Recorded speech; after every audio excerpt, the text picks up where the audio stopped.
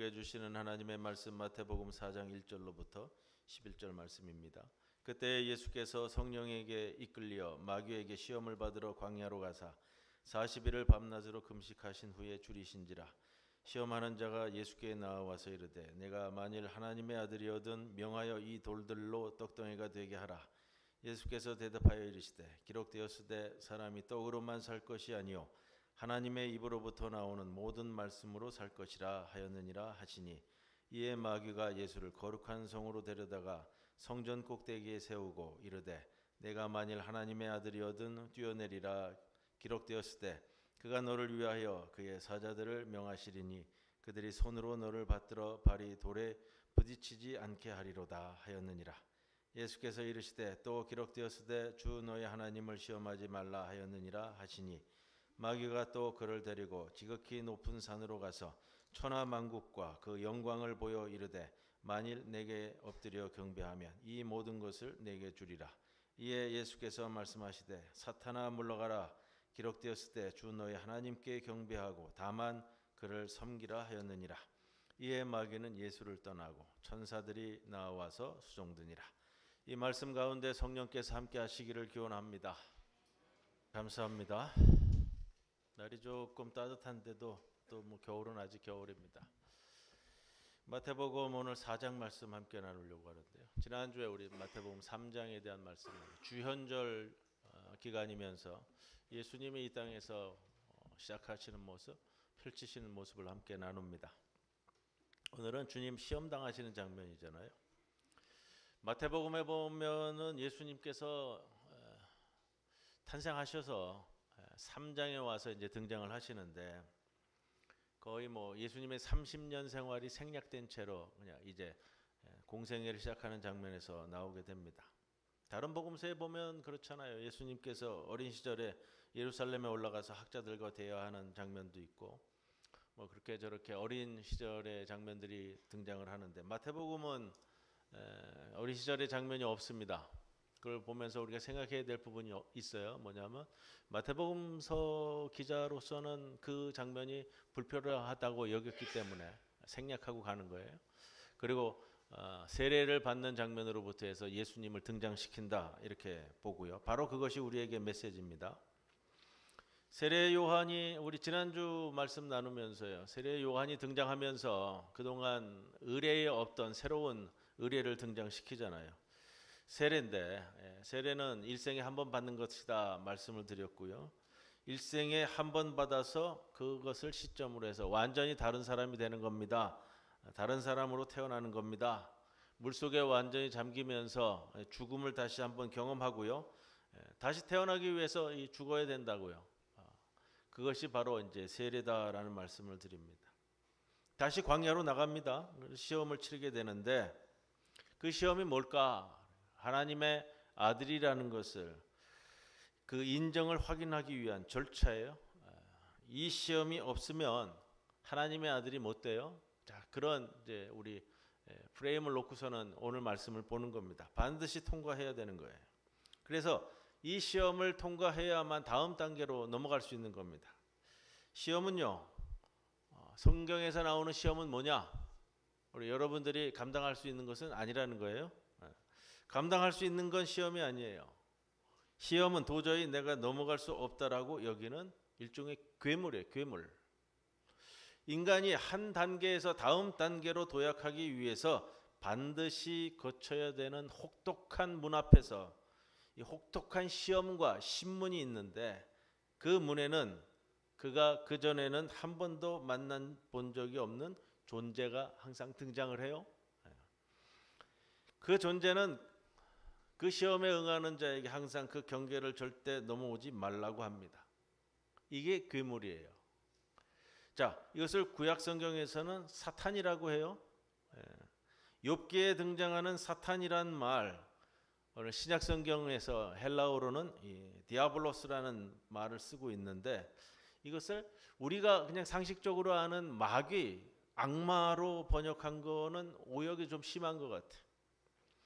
구약 성경 우리가 욥기 공부하면서 나왔었죠. 욥기에 나오는, 욥기 1장에 등장하는 사탄이라는 괴물은 악마가 아니에요. 뭐죠? 하나님의 하수인이에요. 자, 욥기 1장 6절에 보면 하나님의 아들들이 나타났을 때 함께 등장해서 그 사탄이 하나님과 대화하고 협의하고 그래서 욥을 시험하자고 제안을 하죠.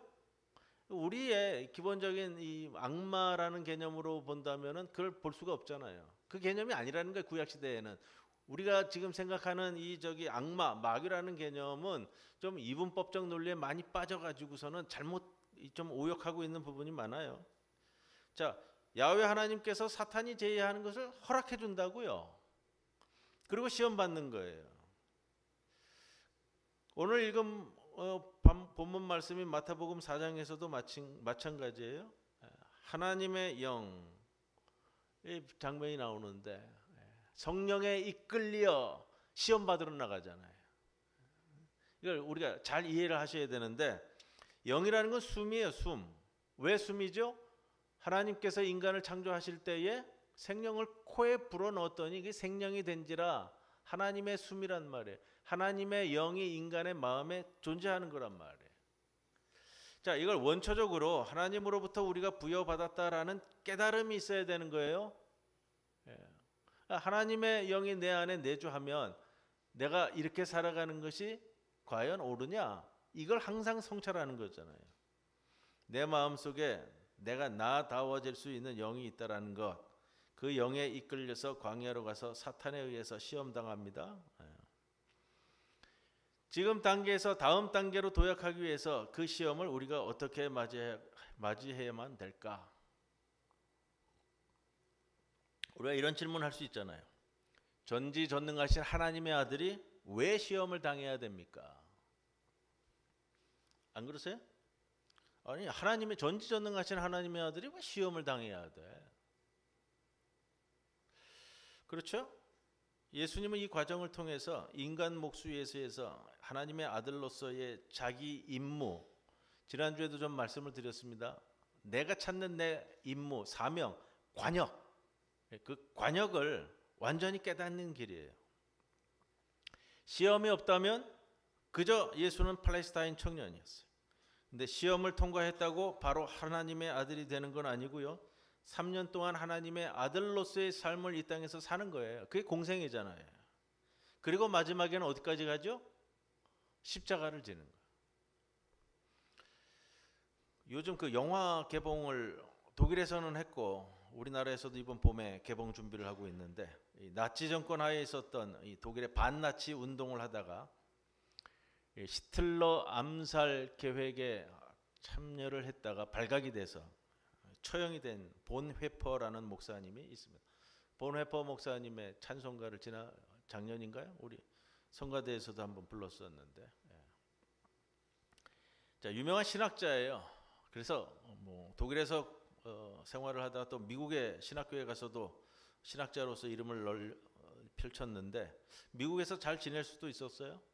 그런데 나치 지하에 있는 자기 나라의 이 교회에 제대로 된 신학 생활을 위해서 다시 독일로 와서 결국은 우리가 그렇잖아요. 기독교인이 통령인 히틀러잖아요. 대통령인데 지금으로 우리가 얘기하면 대통령 암살 이 계획에 목사가 동조를 했다가 발각이 돼서 처형된다고요? 우리가 우리의 도덕적과 윤리적인 마음을 어떻게 봐야 될 것인가를 잘 고민하셔야 돼요. 그런 분들이 있으면. 가장 유명한 말이 있잖아요. 미치광이에게 운전대를 맡길 수 없다. 미치광이에게 운전대를 맡기면은 그 차도 전복될 것이고 길가에 있었던 사람들도 전부 다 치워 죽게 되니까.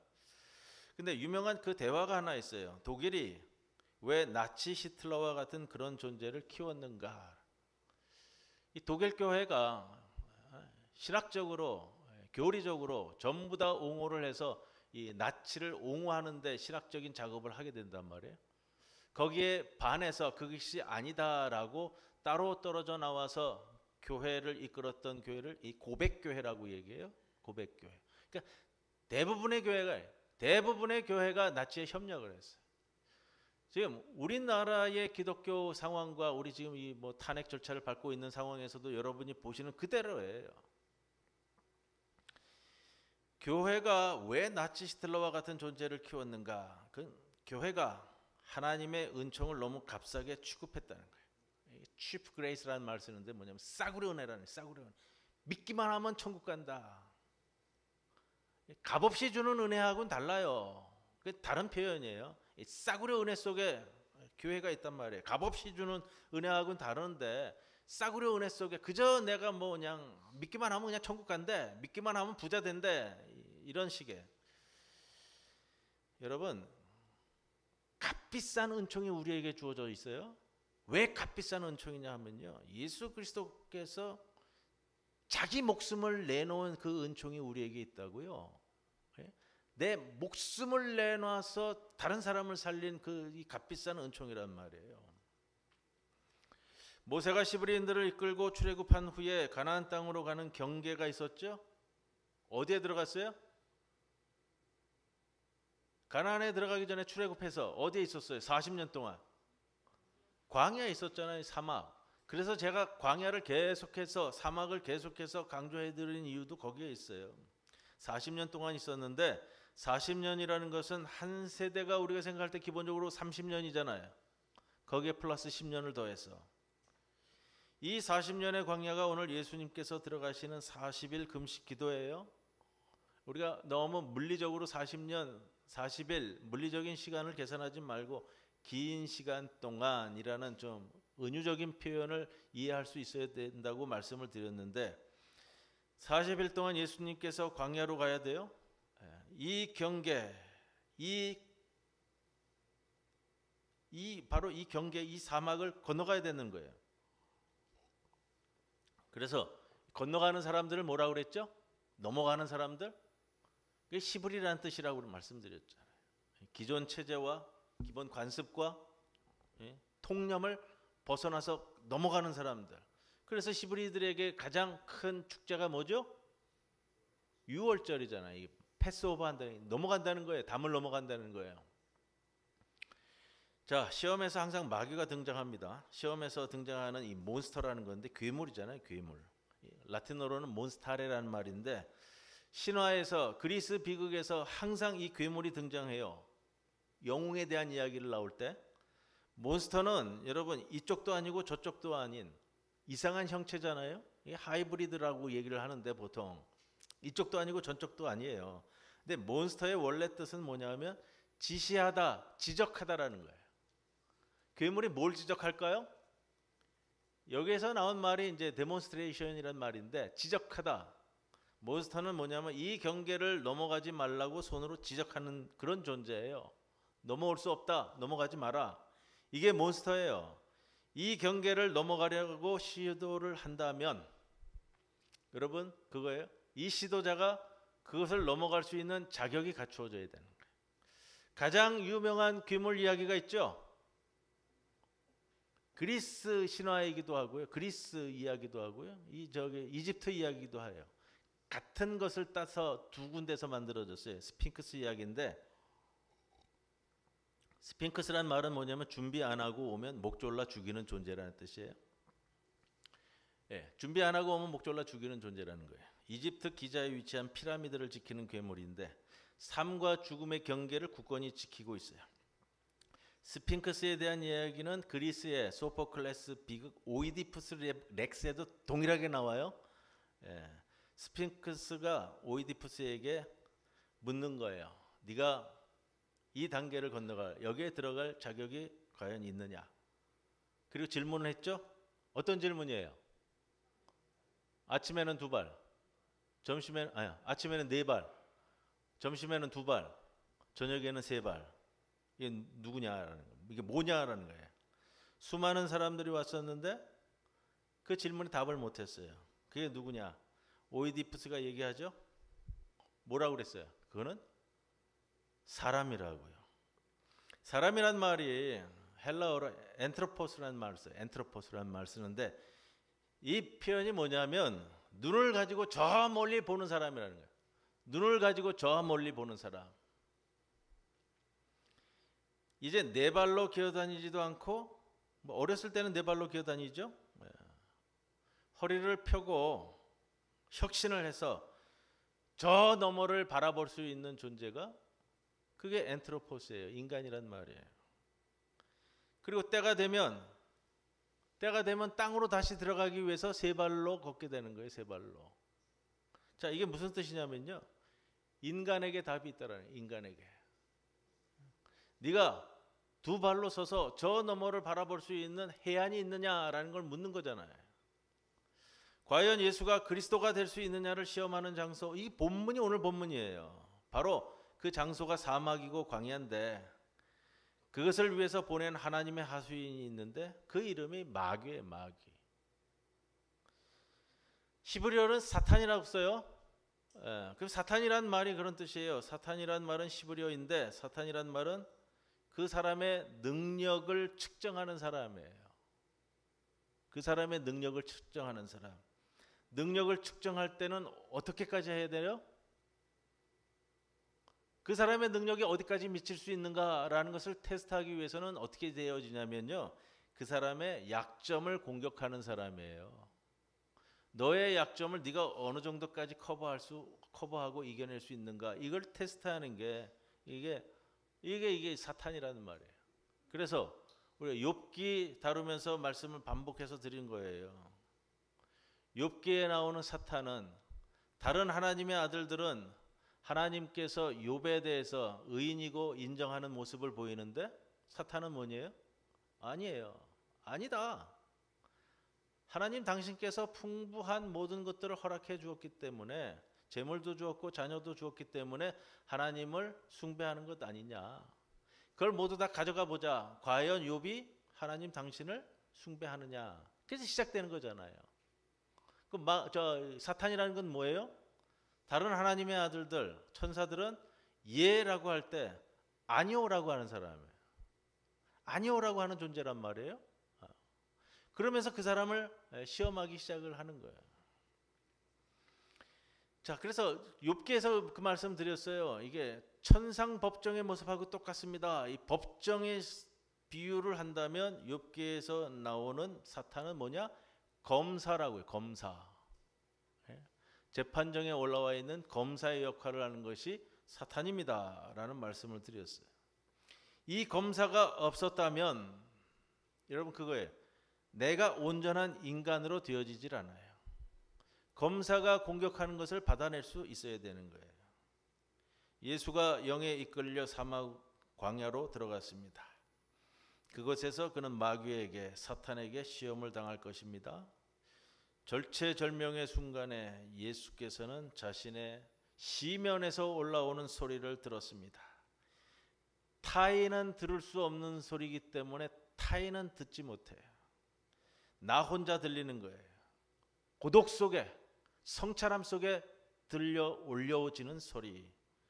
그 소리는 엘리야가 혼돈 속에서 들었던 침묵의 소리고요. 마태복음서 기자는 그 소리를 오늘 본문에서 뭐라고 하고 있죠? 성령에 이끌려, 푸뉴마라는 단어를 써요. 푸뉴마.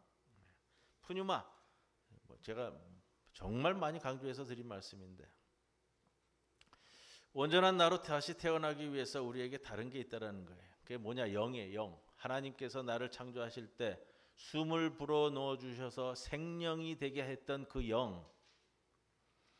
영혼은 뭐냐? 온전한 나 자신, 나에게 맡겨진 유일한 임무를 완수하기 위해서 일깨워야 될 내 안에 있는 이게 괴물일 수도 있고요. 이게 온전한 나일 수도 있어요.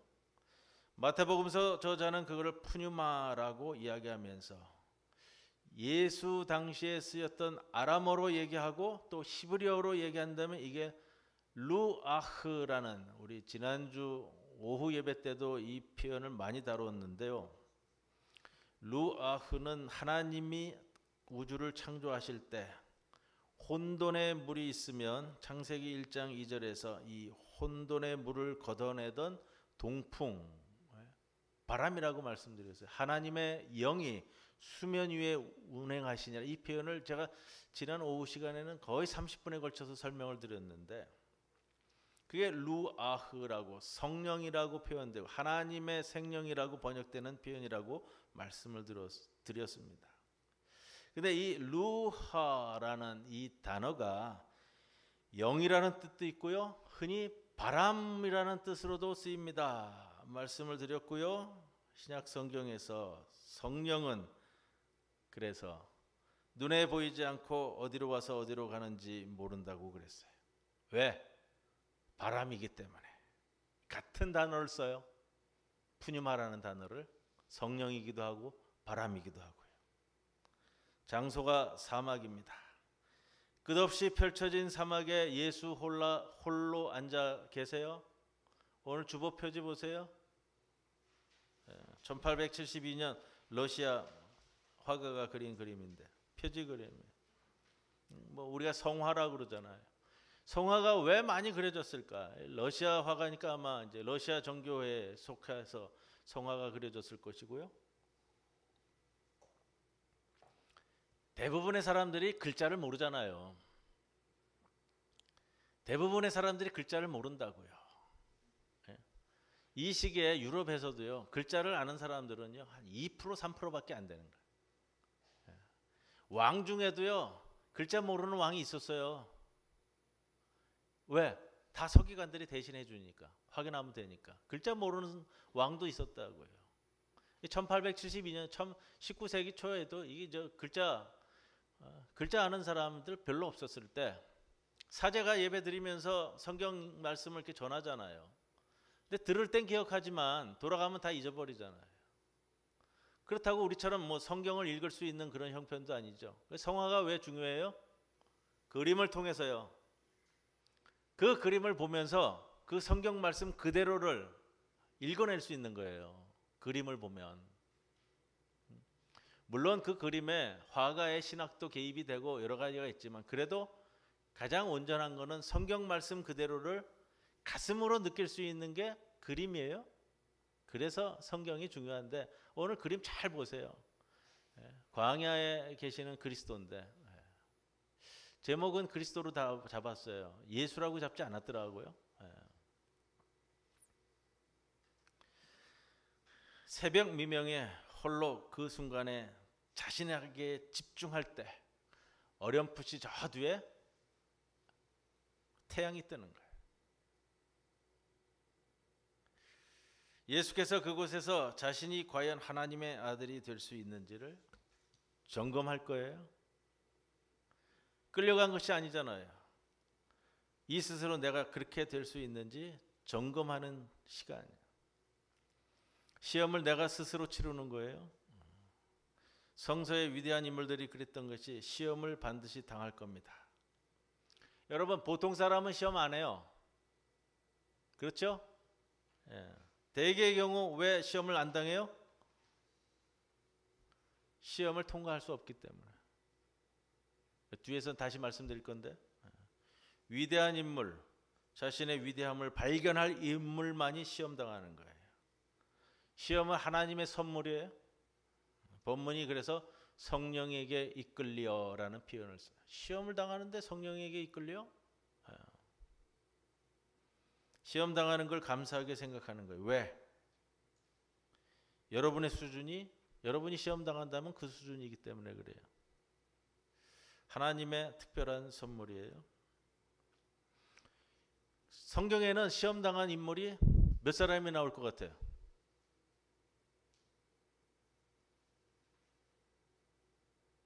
구약 성경에 2사람, 신약 성경에 하나. 구약 성경에는 누구예요? 아브라함과 욥. 믿음의 조상이라고 하는 아브라함, 하나님께서 의인이라고 인정했던 욥, 2사람이 시험 당했어요. 신약 성경에서는요, 예수님만. 그래서 예수님이 그렇게 말씀하시는 것 같아요. 시험에 들지 말게 하옵소서. 못 버티거든요. 보통 사람. 시험은 다가오는 어려움과 또 앞으로의 더 나은 나를 훈련시키는 스승이 될 겁니다. 나는 그 어려움에서 도망칠 것인가 아니면 희생을 각오하고 더 큰 나 자신을 발견할 것이냐, 이 문제거든요. 좀 축소시켜서 생각해 보는 거예요. 성경에는 3사람의 인물을 다루었지만 우리 삶에서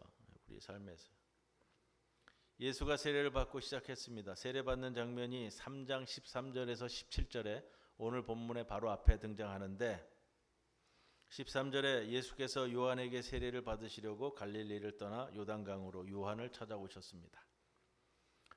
이 강이라고 등장을 하는데 여러분 성서에서 많은 것들이 지명들이 역사적 지명이기도 하고 실제의 지명이기도 하지만 그 지명이 품고 있는 은유가 있어요. 은유가 메타포가 있다는 거예요. 강이라는 거는 이런 거잖아요.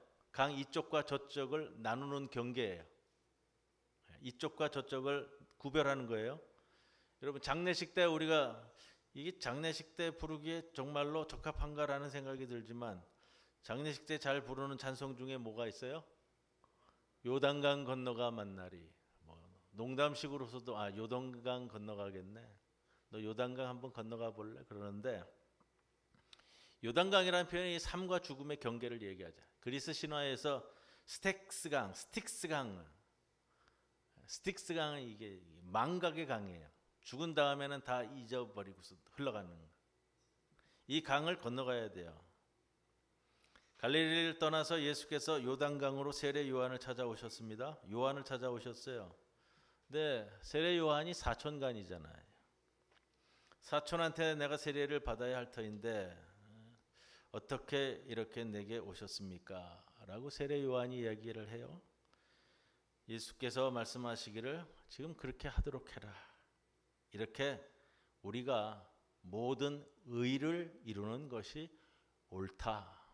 세례를 받고서 시작을 하는데 그제서야 요한이 허락하였습니다. 이것이 이미 이루어진 하나님의 뜻이다. 의라는 표현을 오늘 본문에서 씁니다. 예수께서 세례를 받으시고 물 위에서 올라오셨을 때 하늘이 열렸다. 하늘이 열렸다. 여러분 하늘이 열렸다라는 게 무슨 말일까요? 하늘이 언제는 닫혀 있었어요? 여러분 성경을 읽을 때 저기 궁금하지 않으세요? 우리 성서 통독도 하고 있는데요, 여러분. 그 전에는 하늘이 닫혔었기 때문에 이번에 하늘이 열렸나? 예. 자, 사람이 이족 보행을 하면서 자기의 다리는 땅에 붙이고 살아요. 인간의 머리는 무한한 하늘을 향해 뻗어 있습니다. 만일 머리를 하늘을 향해 들지 않는다면 다른 동물들과 마찬가지로 여러분 동물들은 하늘을 향해서 머리를 들지 않아요. 뭘 찾죠? 항상 먹잇감을 찾기 때문에. 우리가 흔히 인간을 먹고 마시고 계산하는 인간으로만 여긴다면 그게 동물적인 인간이잖아요. 하늘로부터 고귀한 임무를 부여받아서 그것을 시도하는 사람, 자신만이 해야 할 고유한 임무를 깨닫고 실천하는 사람, 그 임무가 내 의지와 만나면 그것이 덕행이 될 것이고요. 그 임무가 타인을 위한 관심과 만난다면 헌신과 자비가 되는 거예요. 하나님의 형상을 지닌 인간이 언제나 하늘과 만나 나아가는 존재인 거고요. 우리의 발은 땅으로 막혀 있지만 우리의 머리와 하늘에는 칸막이가 없는 겁니다. 그리고 하나님의 영이 비둘기와 같이 자기 위에 오시는 걸 보았다 이렇게 표현해요. 요거는 여러분들이 좀 성찰해 보시기를 바래요.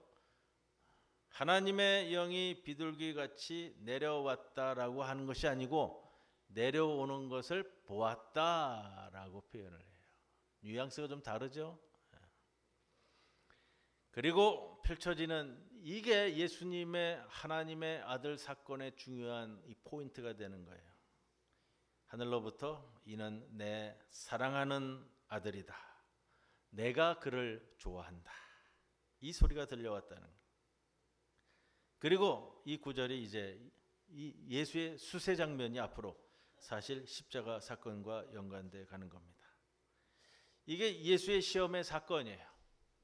그리고 하나님의 아들이라는 소리만 듣고서 끝나는 것이 아니고 그 다음에 이제 광야로 나가잖아요.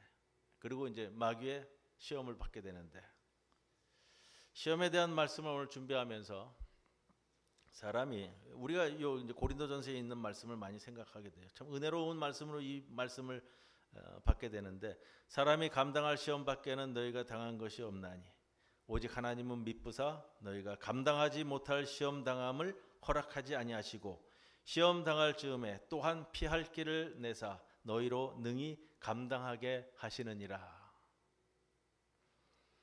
감당 못할 시험은 주지 아니하신다라는 말씀이고요. 다 감당할 수 있다라는 거예요. 그런데 또 주님의 기도에서는 시험에 들지 말게 하옵시며 이 말씀도 나오는 거예요. 시험은 우리를 감당시켜서 우리를 새롭게 키워가기 위한 과정이에요. 정말로 큰 일을 감당케 하기 위한 시험으로서 아브라함과 욥과 신약에서는 예수님이 등장을 했고요. 쉽지 않은 거예요. 이거는 감당 못하니까. 그래서 예수님께서 가르쳐 주신 기도문 중에 시험에 들지 말게 하옵소서 나오는 거고요. 성도 여러분에게 다가오는 시험은 어떤 겁니까? 다 각자에게 주어지는 시험이 다른 거예요. 성도 여러분, 오늘 우리에게 오는 시험은 어떤 것입니까? 오늘 이 마태복음 3장 13절에서부터 오늘 본문은 제가 4장 3절로 끊으려고 했는데 좀 끊기가 모여가지고 11절까지 갔는데 오늘 우리에게 주신 이 말씀 위로가 될 수도 있고 또한 힘이 될 수도 있고요. 더 어려워질 수도 있고 하지만 예수님 하나님의 아들로서 자신의 임무를 감당하기 위해 그 과정을 진행해 나가는 것을 보시면서 그걸 보시는 거예요, 여러분. 다른 걸 보시는 것이 아니에요. 하나님께서 공생애를 시작하면서의 이 첫 출발 장면에 주어진 이 내용들을 보면서 내 삶도 같이 비춰보시고요. 성경은 제가 계속 반복해 드리잖아요. 성서의 해석은 여러분의 삶을 통해서 해석해 나가는 거라고요. 내 삶을 성서에 비추어 성찰하는 또 한 주간이 되기를 주님의 이름으로 간절히 권면을 드립니다. 고마우신 아버지 하나님, 오늘도 저희들을 불러 모아주시사 주께서 주신 말씀이 있게 하심을 감사드립니다. 주님께서 공생애를 시작하면서 출발하는 이 장면을 통해 우리의 삶을 되살펴 보게 하시고 우리가 걸어가야 할 우리의 관역이 어디에 있는지 무엇인지 오늘 우리는 어떻게 살아갈 것인지 성찰하고 고민하며 기도하는 주의 백성들 되게 하옵소서. 예수님의 이름으로 기도드리옵나이다. 아멘.